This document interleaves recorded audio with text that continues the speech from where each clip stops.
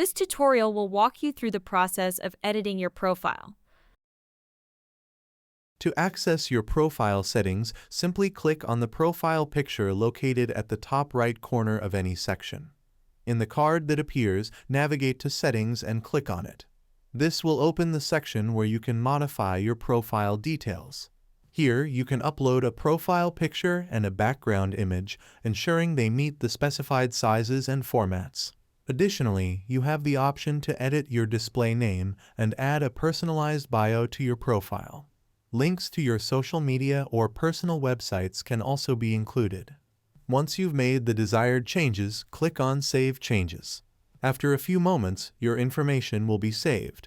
You can verify the updates by reloading the page and checking that your profile picture has been successfully updated.